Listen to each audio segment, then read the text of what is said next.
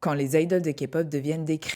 Vous le savez, le scandale du Burning Sun a sali l'image de beaucoup de groupes de K-pop, en commençant par Big Bang, puisque Sunny a dû quitter le groupe. Il a été condamné à 1 an et demi de prison, puis a été libéré en février 2023. L'actrice Go Joonhee a été injustement associée au scandale après la diffusion d'une émission qui faisait référence à une actrice qui aurait été invitée à divertir les investisseurs étrangers au Burning Sun. Elle a bien évidemment nié son implication, et quelques années après, elle a pris la parole pour dénoncer le comportement de son agence qui était YG, qui n'a absolument pas pris position pour la défendre. On a aussi l'actrice Park Eun-byul qui avait épousé l'un des principaux accusés du scandale du Burning Sun. Elle a dû présenter ses excuses publiques. Elle s'est aussi retirée de l'industrie et a déménagé sur l'île Jeju. Il y a aussi le groupe CNBLUE qui a été impacté par le Burning Sun. Lee Jong-un a quitté le groupe en 2019 après avoir admis avoir visionné et partagé des vidéos. On a aussi le groupe FT Island puisque Choi Jong-un a été impliqué dans une affaire de en réunion et a diffusé des vidéos et des photos illégales. Il a été condamné à 2 ans et 6 mois de prison, puis libéré en novembre 2021. On a aussi la chanteuse Yeon des Girl' Generation, puisque selon une personne, elle était témoin des activités suspectes qui se déroulaient au Burning Sun. Et en parlant du groupe Girl' Generation, je ne sais pas si vous êtes au courant, mais il y a aussi le frère de Yuri qui a été condamné pour